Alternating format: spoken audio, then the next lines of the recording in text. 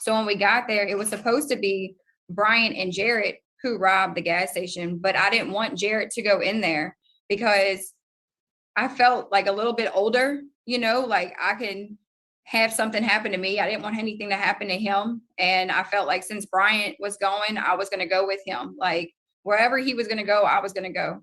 So we ended up going into the gas station and attempting to rob it. I walked in with him. And when I walked in, I jumped over the counter to actually get behind the register of the gas station. But the attendant that was working at the gas station started walking around to me.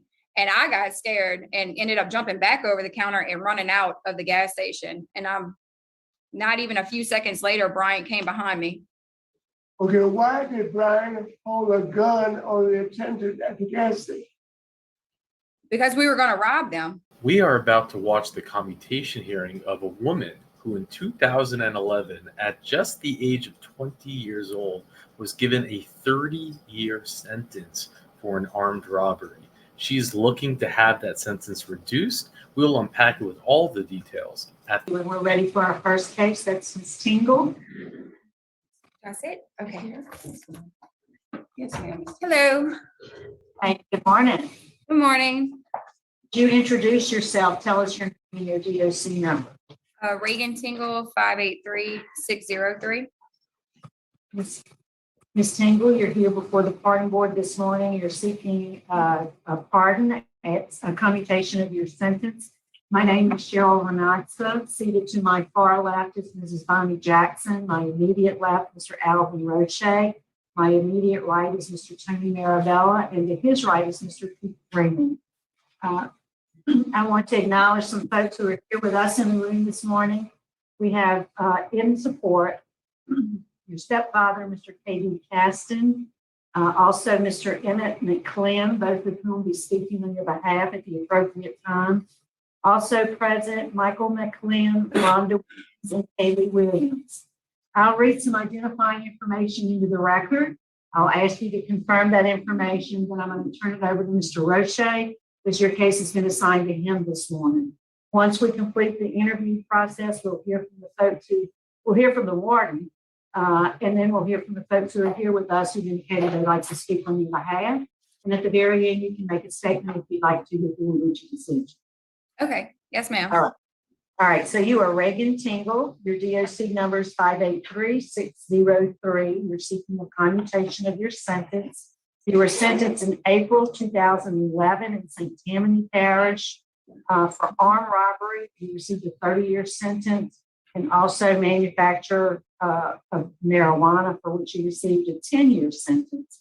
Those sentences are running concurrent, so it's a total of 30 years DOC. Is that information correct? Yes, ma'am. All right, then, sir, I'm going to turn it over to Mr. Roche. Thank you, Madam Chairman. Good morning, Ms. Tingle. Good morning. Good. Take a deep breath. I'm trying. I know you're nervous. You've been waiting 12 years and 3 months for this day. So Yes, sir. We're going to have a conversation, okay? Yes, sir. It's an ordinary conversation, but you must remember today is the day that you are honest and you are forthcoming about information that you respond to, okay? Yes, sir.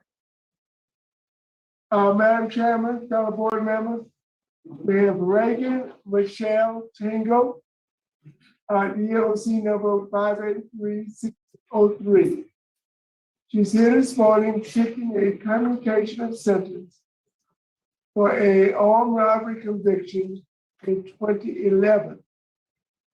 The offense was committed in April of 2010.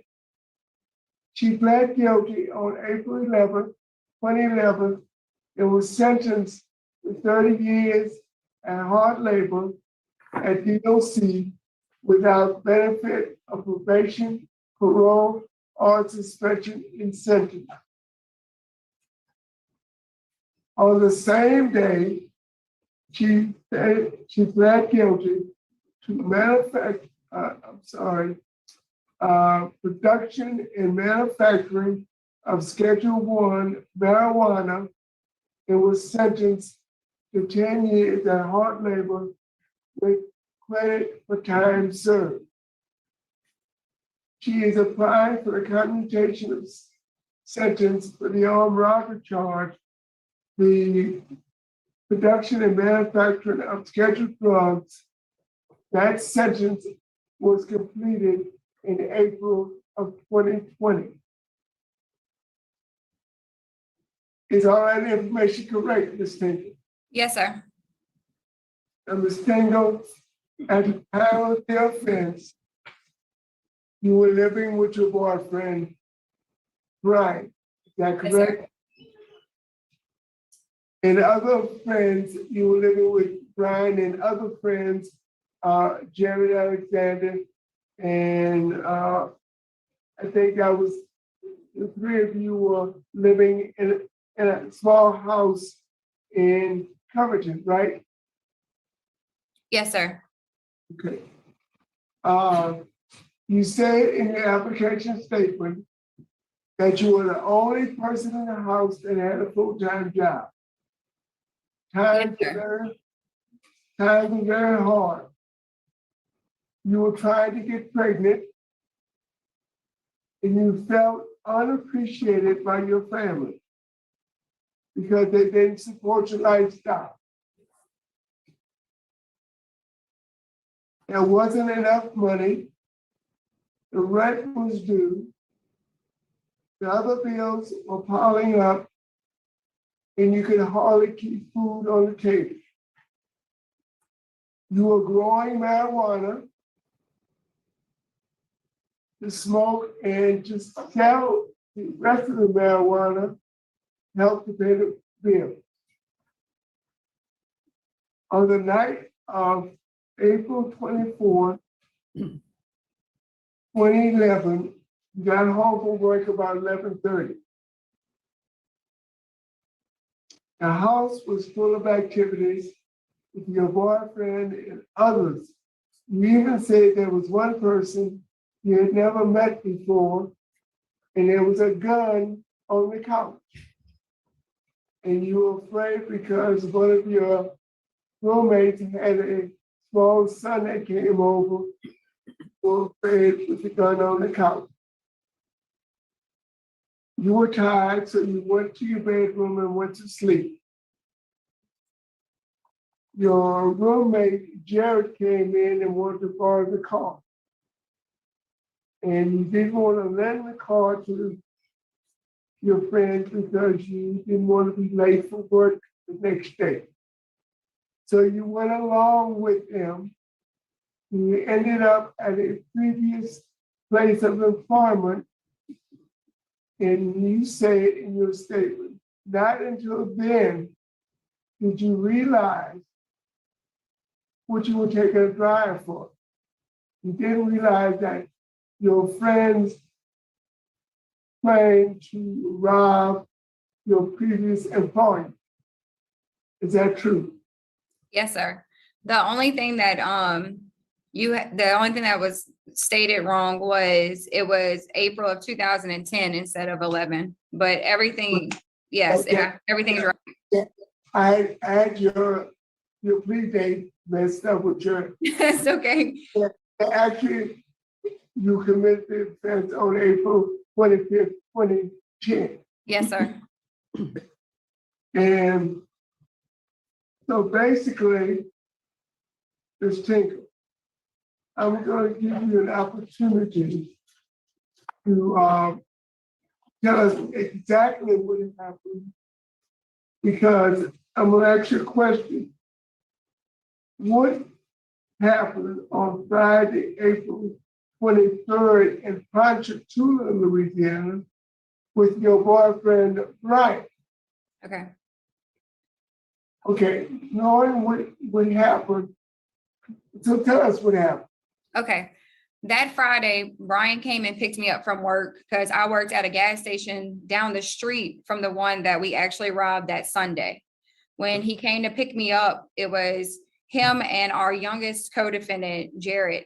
we ended up going to Ponchatoula. On the way to Ponchatoula, they were telling me about how they were planning on robbing a gas station.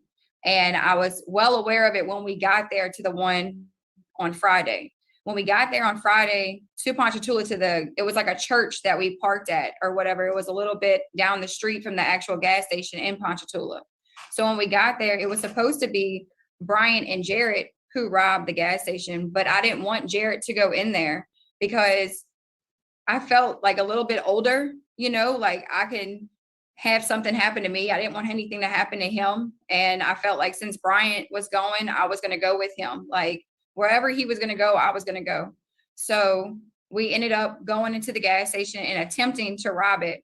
I walked in with him. And when I walked in, I jumped over the counter to actually get behind the register of the gas station. But the attendant that was working at the gas station started walking around to me.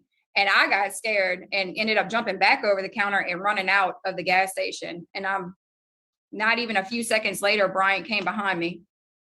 Okay, why did Brian hold a gun on the attendant at the gas station? Because we were going to rob them.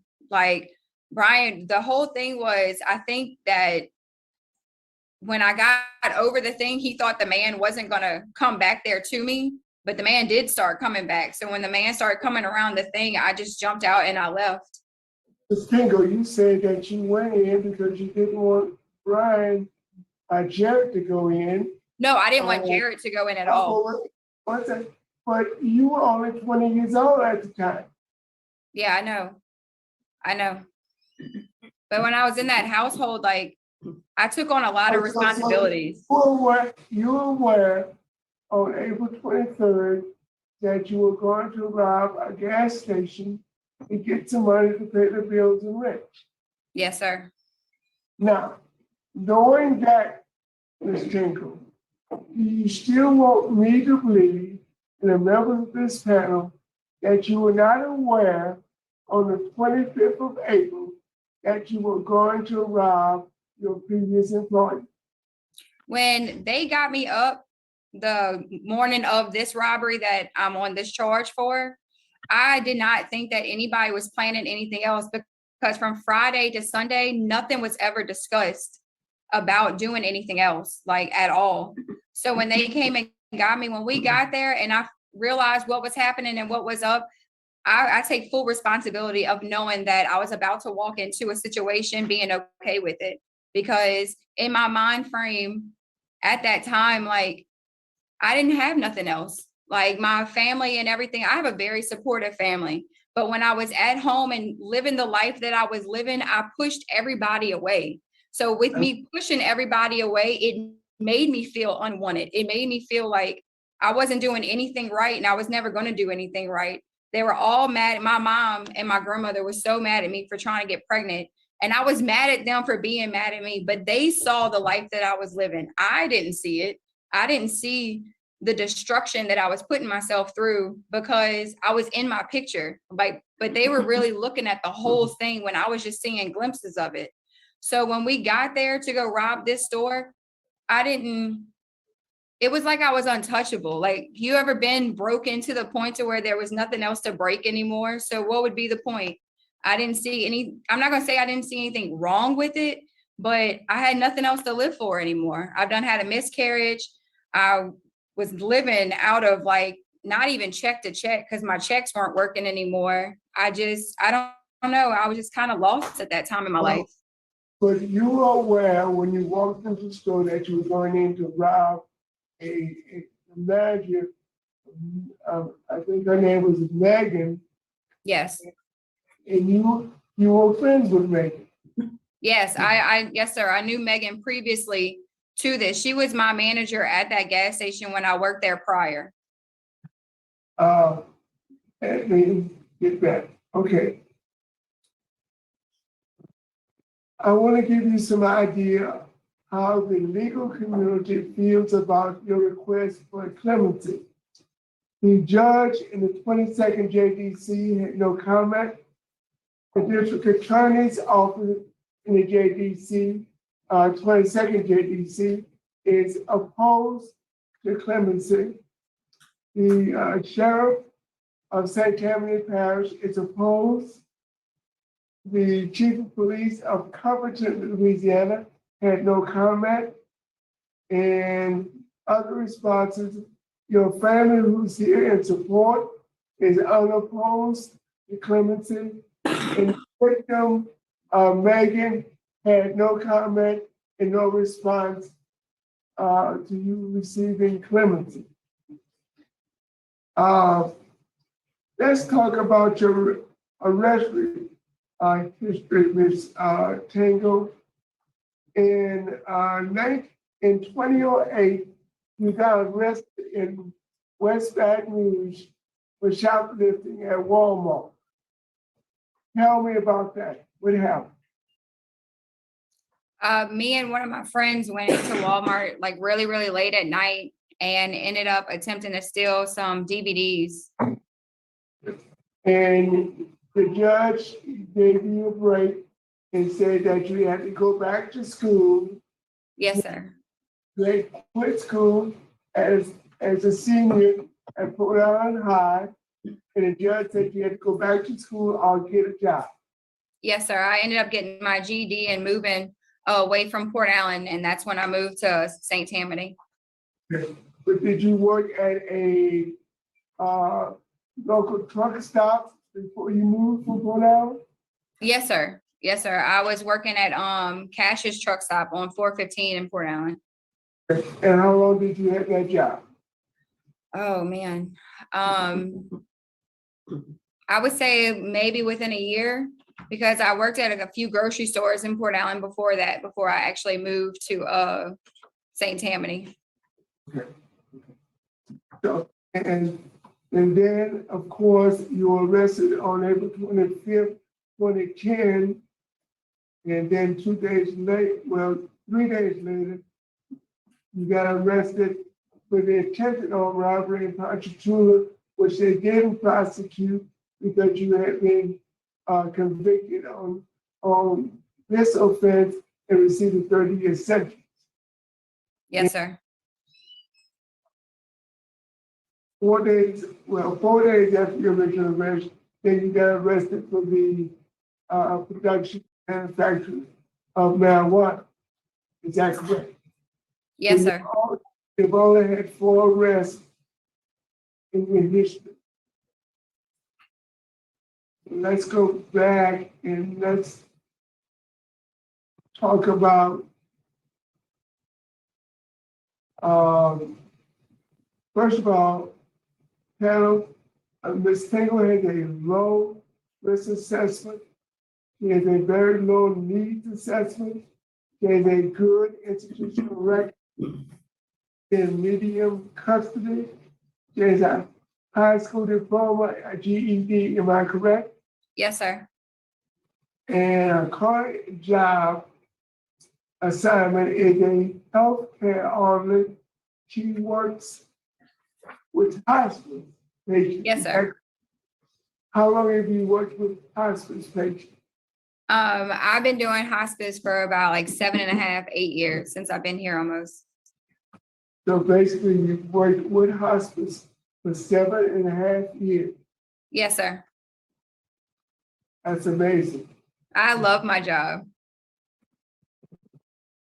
So tell us about that Kairos weekend in November of 2014 that turned everything around for you. I got into Kairos. It was actually one of the women that I was taking care of in hospice. She recommended for me to go to it, but you don't get recommended, like they actually pick you. So I ended up going the very next Kairos after she told me about it. And the whole weekend, just these women show up here. It's all volunteers. It's like 20, 30 volunteers that come here, and they just show you nothing but love. And they teach you about not just forgiving people, but forgiving yourself and kind of just cleansing you. And the abundance of love and support that you feel from these people who don't even know you. These women walk in, they have no idea who you are, what your history is, nothing. They come in here and they just bask you in just God's love, and just to know that you could be forgiven and you could be changed and you can be renewed. It was a really big eye opener for me that weekend.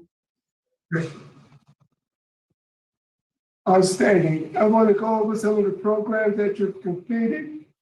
The True Freedom Program, Celebrate Recovery, Anger Management, Cajun Rage, Living in Balance, phases 1 and 2, Life Healing Choices, Moral Recognition Therapy, Personal Development, another anger management class, Victim Awareness and Restitution, Employment, Placement, Money Management, both phases of reentry, and you've written a victim accountability letter. Tell me what that victim accountability letter meant to you. Getting in touch with Megan has been a really big thing for me since I've been incarcerated, because I didn't get to see her right upon when we got to the gas station. I actually wasn't one of the first people that seen her, but I heard her scream. And to know that I was capable of scaring somebody that much has always weighed like really, really heavy on me, because being in here, I've met a lot of people who have victims that they'll never be able to talk to. They'll never be able to tell them that they were sorry. They'll never be able to fix or mend anything. And to know that I was able to bring that much fear into somebody's life has always bothered me, because regardless of what I'm here for, like, I love to take care of people. Like, I love to be a helping hand to somebody. And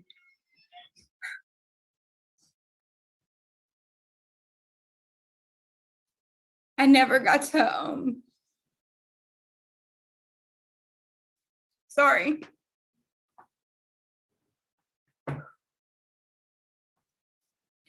I never got to tell her I was sorry. Or what did it feel like for her after that, like going to work? Or did she even go back to work? Or did she get scared of people? Or just anything, like, to know I was capable of that, to know that I was capable of scaring somebody to the point of, like, did she dream about it? You know, did she ever want to drive around by herself after that? Or did she go to the store by herself after that? Like, I want to know, that she's okay. Ms. Tingle, Yes, sir. let me give you some reassurance. In 1975, working at a 7-Eleven at 2 o'clock in the morning, I was robbed at gunpoint with a double-barrel shotgun in my face.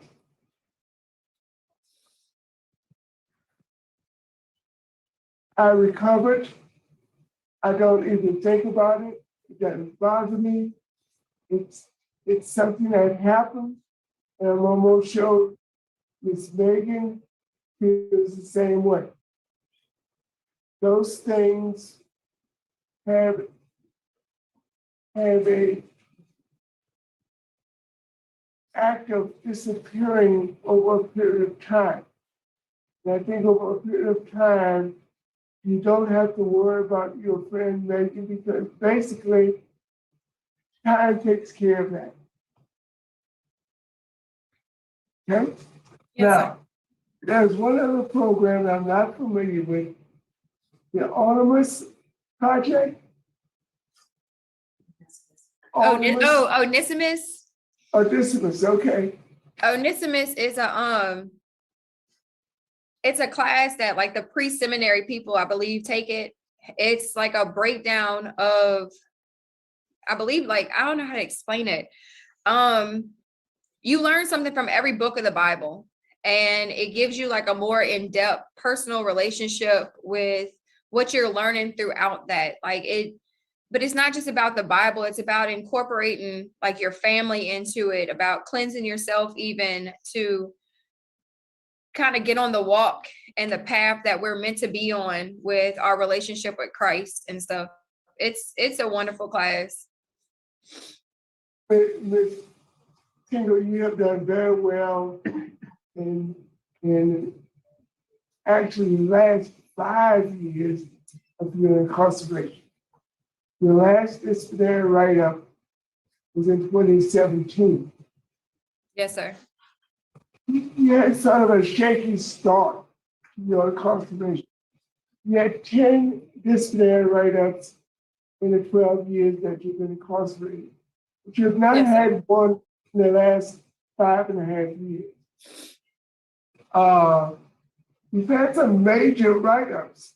Number 5 for aggravated disobedience, defiance, 30C, inappropriate behavior. Your last one was the 30W. I think that had to do with a telephone call. Am I correct?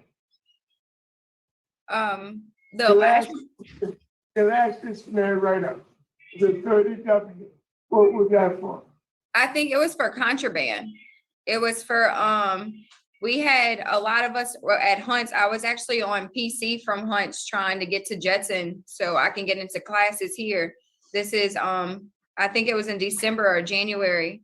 And when I was in lockdown, they had some things thrown into the aisle of the hallway, and everybody there got a report for all the items that were there. There was like a t-shirt, a book, a comb, and I think a sleeping medication called Seroquel was in the pile. So every single person who was in lockdown got that contraband report.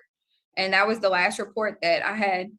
Well, to inform you, you do not have a contraband write-up on your record. Okay.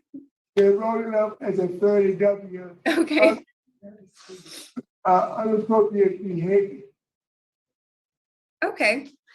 So don't give yourself a contraband you don't have.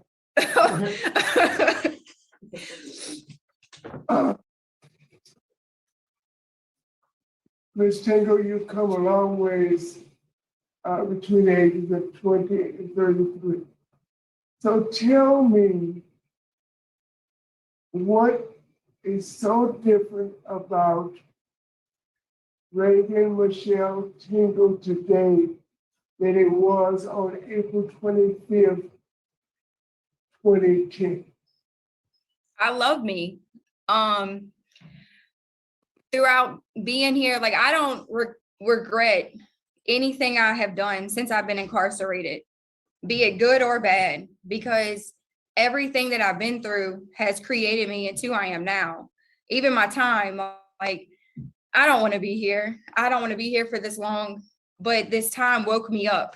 It slapped me in the face what it felt like to take a life away, you know, because I calculated how old I was going to be when I got home, and everybody wasn't going to need me. My papa is my best friend, and he wouldn't have been here if I would do my time. I understand. I didn't think I was going to cry in front of y'all. I really didn't think I was going to cry. I felt like I was going to come in here and you know, like not cry. It's not working out for me right now. That's okay. I understand exactly what you're trying to say. But since I've been down, it's just I've met so many women, and so many of them, like they never gave up on me in here, like especially the women that I take care of. And to know that a lot of the ones that I've taken care of and who have passed away in here, they were here for like 30, 40 years, and they trusted me. They trusted me to get them up, to shower them, to be their means of support. And like it built something inside of me that I didn't need to be needed by a boyfriend or someone else. Like I was capable of being needed in a way that was like useful to other people. Like I'm really good at taking care of people. I'm really good at being there and supporting them and motivating them and believing in people. Like I didn't know that I had that in me, but my family did. Like my mama, before she passed, she would always tell me that I was going to be the Regan that she saw, that I was going to be the Regan that she knew I could be. And ever since she passed away in October of 17, and that was a big hit for me, And when she passed, I made it my business to be that Reagan and to love me the way that she loved me. And I feel like I'm worth it now. Before I didn't feel like I was worth it. Like I wasn't worth a second chance. When I first got my time, I wasn't worth a second chance. I was mad. I was angry. I took it out on everybody. I didn't see any light at the end of my tunnel. But throughout being here and meeting people and just growing up, I grew up. I grew up in here. And I see a correlation between the death of your mother and your last disciplinary write-up. Yeah. Yes, sir. Now, you've come a long ways. You were alienated from your family. You have at least 12 or 13 regular visitors on your visitors list. You have in excess of 30 letters of support and recommendation from family and friends in the community. So you've come a very long way. And you're very proud of yourself. Thank you.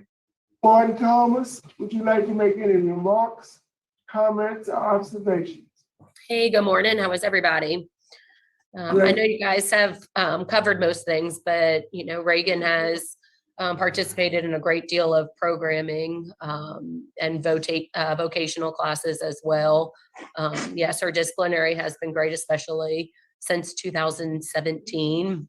She works up here in our infirmary area, which we know as working with the hospice and other medically ill ladies here is not always the easiest job, and she does it, and she always does it with a smile. So we're very proud of her.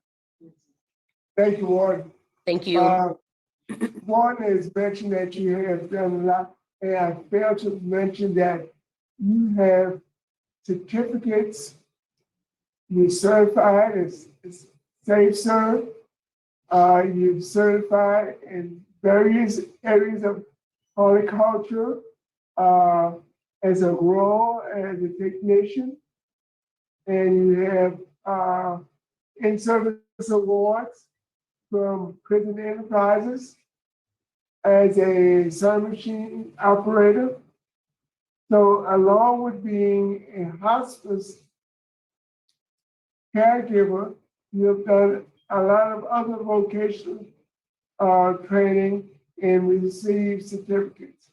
Yes. Madam Chairman, I do have a recommendation in this case, and I will share it with my fellow board members at the conclusion of this interview. Thank you, Mr. O'Shea. Ms. Tingle, is your grandmother there with you? Yes, ma'am. I'm sorry, I did not recognize her early on, but I did have a note that your grandmother is there at the facility with you. So we want to welcome her to the proceedings. Yeah, she's here. That's Ms. Wanda? Yes. All right. So at this time, we'll hear from the folks who are here in the room with us who indicated they'd like to speak. And let's start with Mr. Emmett McLean. Mr. McLean? Wow.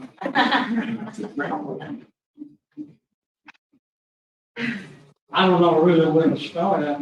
That's kind of a hard one to follow right now. I've seen a lot of changes in Reagan. I've been knowing Reagan since she's a child. She's my granddaughter. Like all my grandkids, I'm close to my grandkids, but they're my own kids and all that. And I started changing in Reagan and all that. We knew, me and my wife, when she heard she got arrested and all that, that was almost the right thing that she needed to do. She needed to make the story short. I've seen a lot of changes in her. Like she told me and all that. That's true. She made all them changes and all that. She's going to stay with me when she's released and all that. I have no problem with her coming to stay with me. It's nothing new. We've been planning that all along, When she got out, she would come stay with me. I want to have guide her best I can, She's got to do her part. And I still regret that I didn't. I hope she can do. And that's about all I can say. Thank you. Thank you, sir. Thanks for Mr. Thank Caston. you. Yes, I'm Katie Gaston. I've been Reagan's stepfather since '94. Raised her from 4 years old up to now. I wish I had this child back then. Was a teenager. Want to listen a little bit. And it was hard.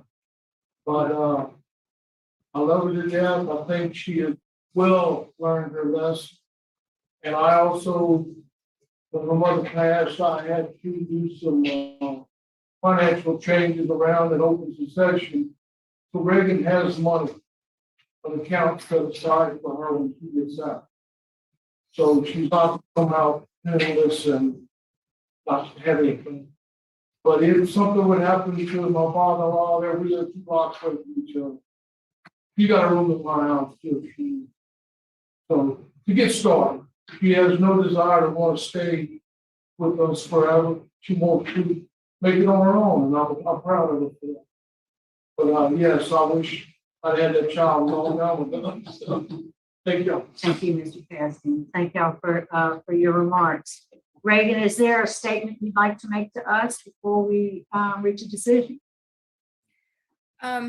Just I'm really thankful for the opportunity to even have this happen for me. I do attend to stay working in hospice whenever I get out of being incarcerated. I actually try to help them start a hospice program here that is finally started here. The man who's over it, I believe his name is Jamie Boudreau. Okay. And he's actually got me to where whenever I do get out, I can go through the board with him to continue working with the nursing and stuff like that. So I have any job I'm ready for. I got my paralegal degree license while I was in here, my horticulture stuff, I got a business management degree when I was actually housed in Tallulah in 2011 and 12, well, 10 and 11. And so I'm pretty much ready. Like I'm ready for anything. I take full responsibility for why I'm here. I continue to plan on taking kind of actions to make sure that drugs are not in my life outside of here. They do not do anything good for you. They do not put you on a good road at all. So I definitely do want to continue like staying in programs and staying in small groups because I like small groups. I like small like groups and just helping each other and build each other up, like I don't want to really be incorporated with anything that's going to tear me down or anything. And I like knowing that my family is here to support me. I have friends that are here to support me. The facility here supports me. So I'm just really thankful for all of this and the opportunity. Thank you. I think we are prepared to vote. We'll start with Mr. Roche.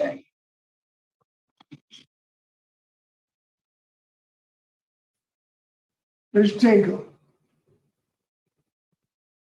you've come a long ways, very long ways, from a senior at Fort Allen High who didn't want to follow the dress code, didn't want to conform to policies, so you just decided to quit school because you didn't like the way they did things. You didn't conform to your parents' way of doing things. You had to do things your way. You've come a very long ways. Because the young lady I see today is a young lady who I think will be a productive member of society in any community she lives in. Thank you. But there is a price that you have to pay for knowingly going in and allow an individual at gunpoint. An individual who produced and sold and used marijuana. And I have to equalize those two because the person I see right now is not the person that did that. So based upon, I have to get to my notes.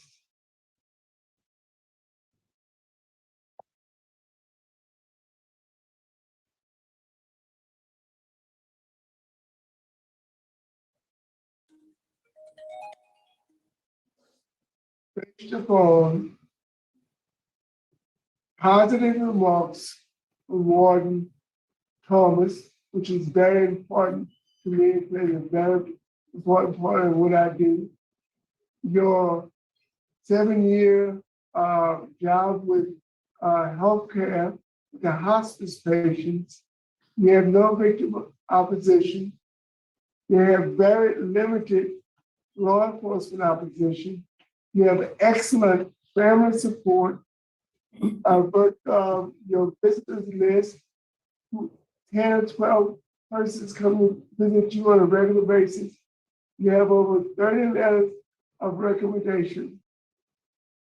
The fact that you were sentenced without any parole eligibility, your period of incarceration, except for your early disciplinary conduct, has been exemplary. So my recommendation is to move up your parole eligibility date. And by doing that, I'm going to recommend that we recommend to Governor Edwards that you have parole eligibility after serving 50% of your sentence, which moves up your parole eligibility date significantly. That is my recommendation. Thank you, Mr. Reagan. Mr. Marabella? Thank you. Ms. Tingle, I thoroughly enjoyed your interview. I certainly am impressed with what you have done and what you've become. I think that you have tremendous support from your family. Gordon Thomas's recommendation and observations were excellent. The things that you've been able to accomplish. I agree with everything that Mr. Roche has said. My vote would be to recommend to the governor that he grant the commutation, but I would suggest that he be made immediately available for parole eligibility. That would be my recommendation. Thank you, Mr. Marabella. Mr. Freeman? Mr. Tingle, I'm very impressed too. Dealing with hospice for 7.5 years, we very much appreciate that. Those people need it. And I can see how much you enjoyed it. I mean, your face lit up when you talked about hospice. You've taken all the programming you needed. My vote is to grant commutation of sentence, commute your sentence 15 years with immediate parole eligibility. Mrs. Jackson?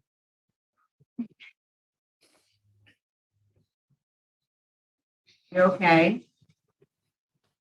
I was thoroughly impressed by your interview. I don't think I've heard anyone speak as honestly as you have. You have done a tremendous job, and you should be very proud of yourself, as is your family, as is the staff at the institution. And so, for the same reasons as outlined by Mr. Roche, that you have done some phenomenal things, my vote would be to commute your sentence, to recommend commutation of your sentence to time served with immediate parole eligibility. I don't know if that's workable, but I just don't know that there's anything else that you can accomplish or any other changes that you can make that you haven't already done. So that's my vote. Madam Chairman, I'd like to call for executive session. We have a motion for executive session. Is there a second? I'll second. Second by Mr. Freeman. Can you do the roll call vote, please? Ms. Jackson? Yes. Mr. Roche? Yes. Ms. Knox? Yes. Mr. Marabella? Yes. Mr. Freeman? Yes.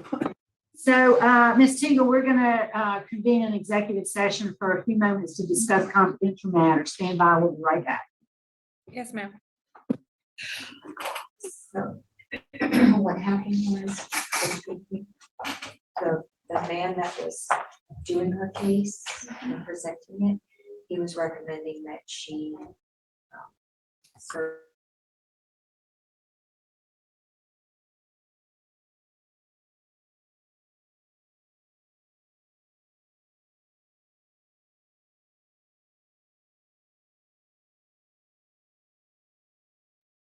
All right, we're back in regular session. Ms. Tingle, we had some discussion to do because I'm sure you're aware it takes 4 like votes for a favorable decision. We kind of had some discrepancies in, everybody has agreed you deserve a commutation of your sentence. So it's the details that we had to work out. So I think I'm going to give the floor back to Mr. Rocha. Ms. Cagle, you've done so well. And we want you to get some relief today. We really do. And we want to have, so we need 4 like votes. So I'm going to amend my vote to a commutation of 15 years with immediate parole eligibility. Mrs. Jackson?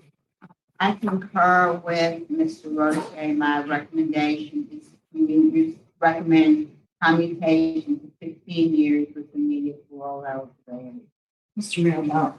Thank you. Likewise, my vote would be to recommend the commutation to 15 years with immediate parole eligibility. And Ms. Tingle, I do concur with my colleagues. That's my vote as well. So on your behalf, for the work that you've done, we will make the recommendation to Governor Edwards that your sentence be commuted to 15 years and that you become immediately parole eligible. Thank you.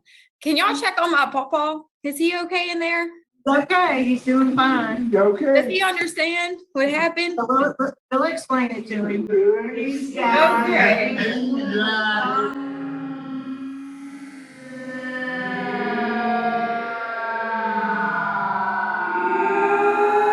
Okay, thanks. All right. Thank you so much. Thank you. I think every once in a while we really need a case like this.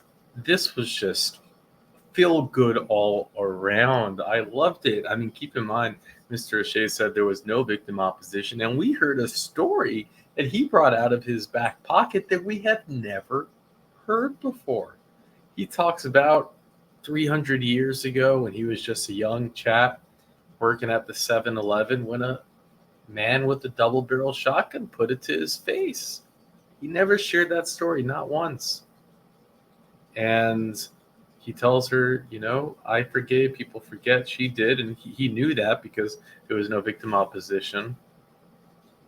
I really liked the interview as well. I love that they went to the executive session to come together and agree that she would be immediate parole eligibility. The governor did sign it. She's no longer in prison. It's not clear how much more time she spent. I don't have that information, but Richard confirmed she's no longer locked up. What is, and she was honest. I mean, so many times we see with these armed robbery things, someone makes up an excuse, and she's like, even in the questioning, well, why did he go into the store? Why did he pull out a gun? And she's, without hesitating, like, well, because we were robbing him. What's crazy to me, what I just can't understand is how at 20 years old, she didn't go to trial. She took a plea deal. At 20 years old, they gave her a 30-year sentence without parole eligibility. That's why she's having a commutation sentence. I mean, make it make sense. Armed robbery is bad. It has effects on people. But you could have given it with parole eligibility. You could have given her a 15-year sentence. There are so many different sentences. 30 years, fixed sentence when you're 20 years old? Why? She didn't even have the gun. It was her co-defendants that held the guns. I don't get it. You know, you harm a child, just like probation, whatever, a couple years here, a couple years there. You take a life, we've seen people get shorter sentences all the time. It's crazy. Sentencing is nuts. You get a judge that is just having a bad day and you're screwed. Remember, she took a plea deal. She didn't put the state through the cost of a trial. You can't make this stuff up.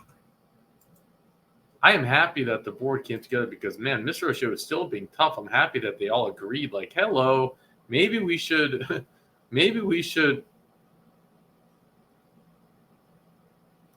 just let her out. And she had such a great attitude. Even here, she's got like the same energy, like this positive. She had positive energy, positive smile. Something very contagious about her energy. Even caring so much about her father there at the end. Hey, is he okay? Does he understand what happened?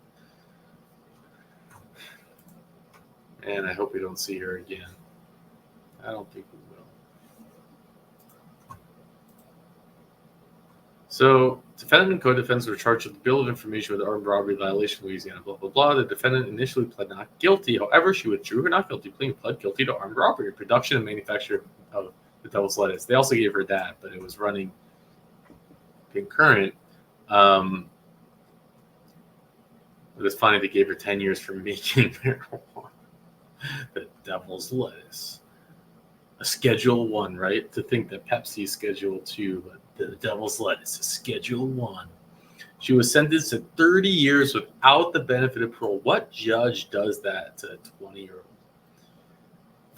I just don't get it. Probation or suspension of sentence for armed robbery and 10 years at hard labor for production of the devil's lettuce, with the sentences to run concurrently. On March 28, 2012, the defendant filed a pleading titled the defendant's motion. You can imagine at 20 years old having the judge give that sentence. The whole thing probably takes 10 seconds.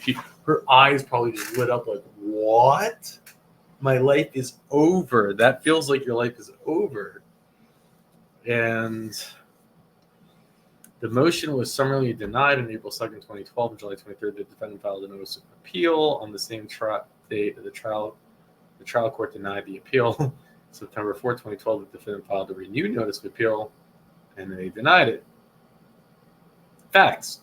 Because the defendant pled guilty, the facts were not fully developed at the trial. The factual basis of the guilty plea, as derived by the Boykin transcript and bill of information, is that the defendant participated in a robbery in April 25, 2010, and involved the use of a sawed-off shotgun, produced and manufactured the devil's lettuce.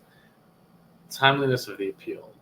So they don't go over that. They basically just state that, hey, you can't appeal because you said you wouldn't appeal when you take the plea deal. But man, what a ridiculous.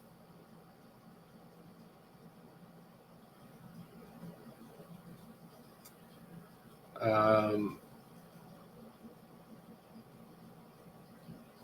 trial court informed the defendant she had a right to hire a lawyer of her choice or have an attorney free of charge, that she had a right to trial without the jury, that she had a right to confront the cross-examine witnesses, blah, blah, blah, blah, blah. Yes, we understood the defendant. Yes, ma'am. It's the classic. She went in there and they said, oh, just take a plea deal. The judge will give you, X amount of years. And it got 30.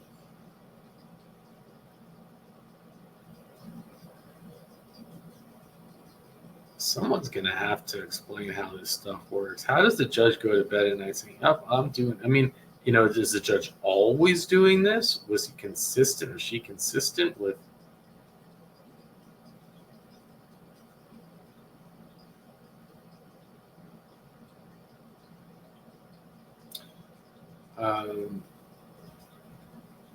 See, they're saying, well, the maximum sentence was 99 years for armed robbery. And so she got off easy. She only got 30. Having received concurrent sentences totaling 30 years of the crime, which carried possible sentences of 129 years if imposed consecutively, the benefit of the plea bargain of the defendant is apparent. Yeah, okay. We cannot say that the trial counsel actions or inactions rendered the plea bargain constitutionally infirm, nor can we say that, but for a trial counsel's representation, the defendant faced the risk of guilty plea verdict. A probable should have seen in the last decision. Now, you might argue, so they denied it. You might argue that, hey, when it's all said and done, this was the best thing that could have happened to her. seems that she made the best of it, but the judge doesn't know that she's going to have a commutation hearing. The judge doesn't know she'll get out early. So, hey, but it all worked out. You might argue the system in this case ended up working. And I love this. I love when a sentence like this gets commuted. It's the other ones that are much more difficult to wrap one's mind around. Anyways, thank you, Richard, for the info. And with that, I'll let you go.